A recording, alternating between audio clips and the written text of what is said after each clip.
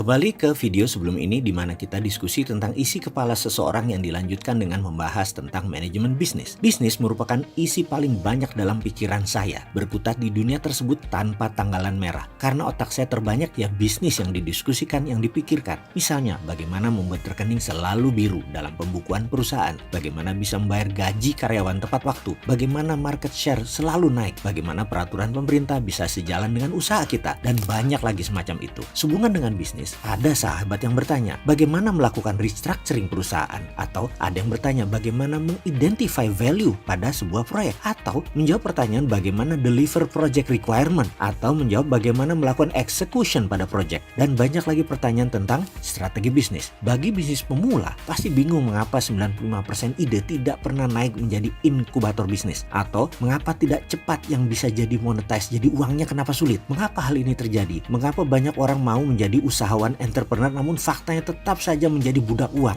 Yang jadi direktur dia, yang nagih dia, yang jualan dia, nggak ada tanggalan merah dalam keseharian. Setiap hari harus kerja terus. Sewaktu jadi pegawai, kita hanya mengerjakan job desk. Begitu berwirausaha, kita mengerjakan semuanya. Mau bayar orang atau pegawai, margin keuntungan masih berat. Sepenuhnya penuh dilema. Lalu di mana enaknya wirausaha? Bagaimana jalan keluarnya? Oke, kita bahas dari sisi manajemen perusahaan. Ada 4 macam strata atau level atau step bisnis ketika kita menjadi pengusaha. Tahap awal strata 1 atau level 1 namanya periode inkubator. Periode ini kita membahas ide, konsep, strategi, struktur, sistem, dan lain sebagainya. Satu saja sendi ini tidak terlihat, maka usaha itu pasti tidak akan jalan. Inilah yang menjadi penyebab 90% usaha berhenti di ide. Cobalah Anda mulai merenung pengalaman pribadi Anda selama ini. Dari 20 ide hanya 1 yang terrealisir, itu pun karena banyak faktor pendukungnya seperti ide, konsep, strategi, struktur, sistem, produk, pricing, dan daftar panjang lainnya tersedia. Baik karena kita sudah memiliki atau mitra kita yang memilikinya. Lalu periode strata berikutnya, kalau inkubator bisnis terlewati, masuklah periode growth, masa pertumbuhan.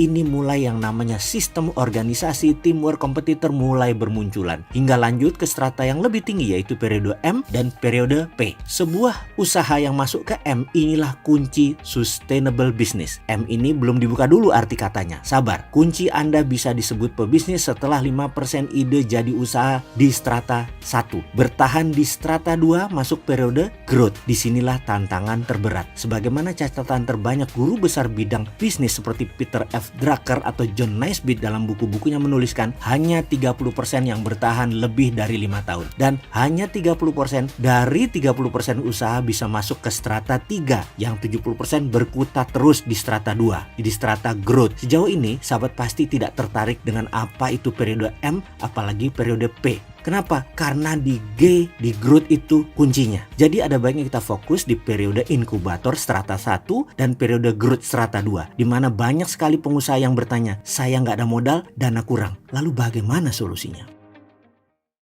Seorang sahabat bertanya kepada saya bagaimana caranya agar menjadi kaya dalam waktu cepat dan sangat kaya bahkan. Saya langsung menjawab, kebanyakan orang kaya itu thick face black heart. Bisakah Mas seperti mereka? Dia menjawab, saya tidak percaya. Saya yakin bisa sukses tanpa muka tembok hati hitam. Saya tidak membalas pernyataan tersebut. Saya hanya berkata dalam hati, saya belum tahu ada orang seperti itu yang kaya raya super kaya yang saya kenal yang hatinya putih. Atau saya belum pernah bertemu dengan manusia super kaya yang dengan jalan baik-baik untuk mendapatkan kekayaannya, tanpa makan kompetitornya, tanpa bengis dengan timnya. Beda ketika mereka sudah kaya, mereka bisa sangat putih hatinya seperti Bill Gates, Warren Buffett yang sudah makmur. Mereka sangat penyumbang filantropi jor-joran, bisa lebih dari 20% kekayaan mereka berikan ke orang lain, bukan zakat 2,5% lagi. Mereka bisa kasih 10 kali lebih banyak daripada keharusan mereka memberikan kepada orang lain. Tetapi Bill Gates waktu masih merayap, dia hajar sana sini. Begitu juga konglomerat Indonesia, teman saya memiliki aset 12 digit, 13 digit rupiah. Yang saya kenal ada sekitar 9 orang saat ini. Saya kenal lama, lebih dari 15 tahun. Bahkan ada yang sudah 30 tahun saya kenal. Semuanya thick face black heart, super pelit urusan duit.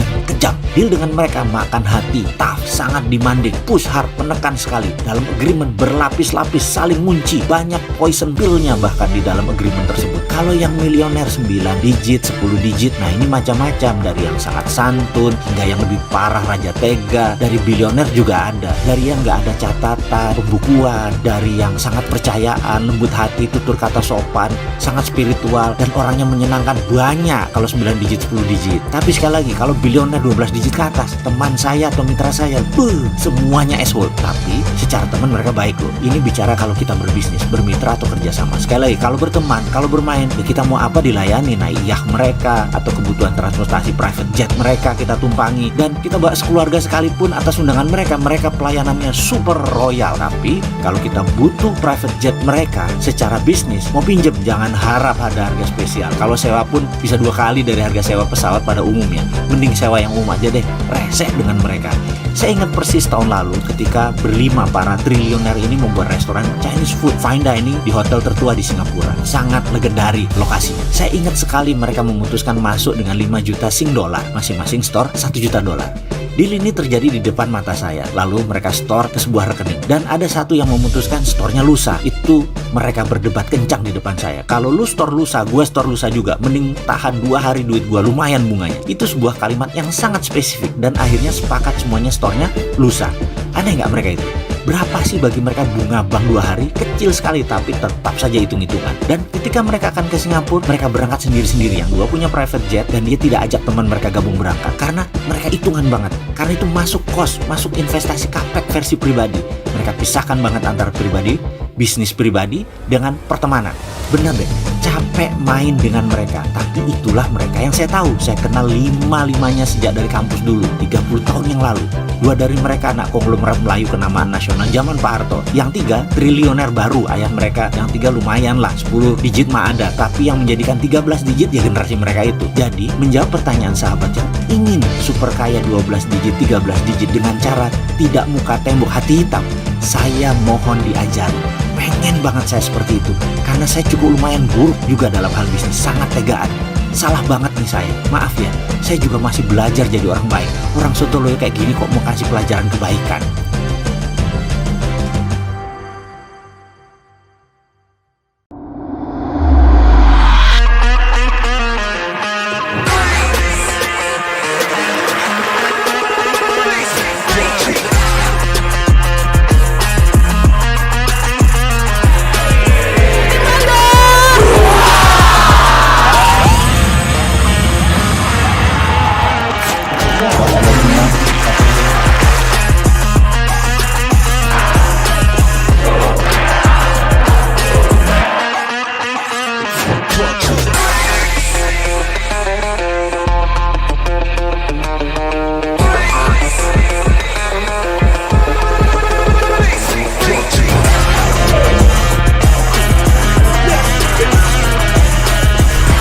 Halloween,